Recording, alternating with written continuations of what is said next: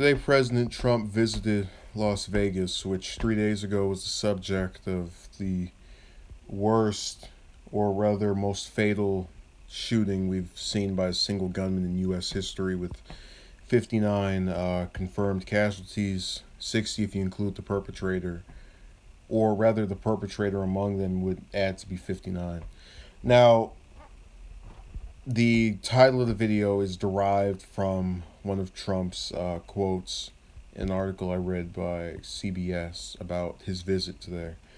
And it's kind of really interesting because as I was sitting here and thinking about the last time we've had events of this nature, I thought about the Orlando shooting, which held the title of the deadliest by a single gunman up until this one.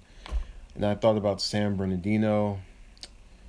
And I thought about how Obama visited both California and Florida after those incidents occurred. And it made me really ask myself, what could Obama have done to prevent those? What could Trump have done to prevent this?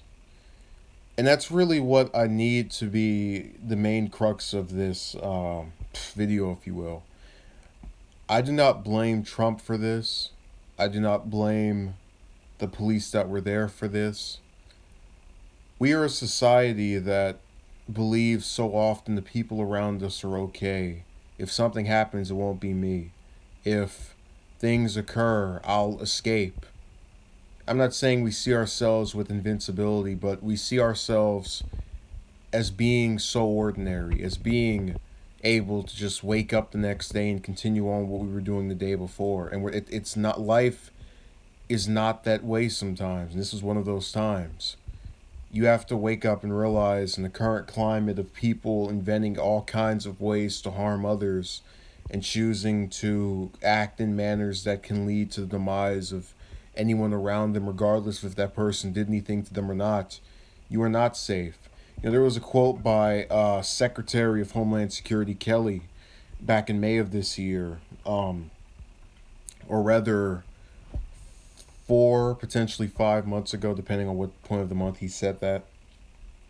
But his statement was that terrorism was everywhere and that we could not notice it for the most part because of the amazing job the people who were protecting us were doing. And if we knew the extent to which it was here, we wouldn't even leave our houses. And really, this is reinforcing of that. As crazy as I thought that quote was by his, obviously it's very serious, but I didn't become convinced it was really that big of a deal in terms of foreign attacks.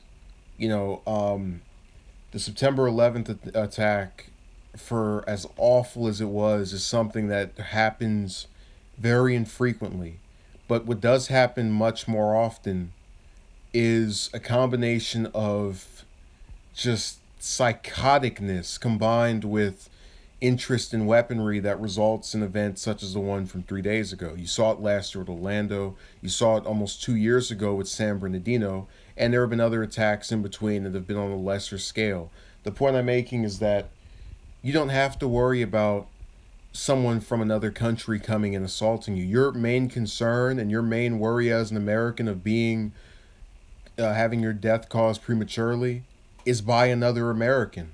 And that's terrible when the people we're supposed to feel a sense of kinship with, a sense of belonging with, a sense of striving toward the same goal, they go and do that to you. And this is a guy who for decades appeared normal, appeared to have his head on straight, and then just snapped or lost it. And I've been hearing about what his father was like, but that doesn't change the fact that up until 3 days ago, he lived a seemingly normal life.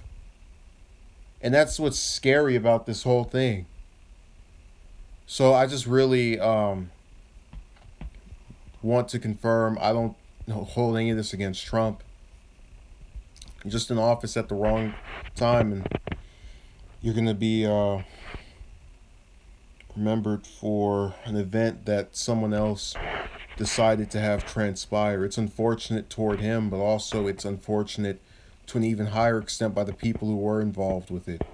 And really the only thing we can do is try to tighten our own security and protect ourselves, because no person who is not us is going to be able to be with us at all times.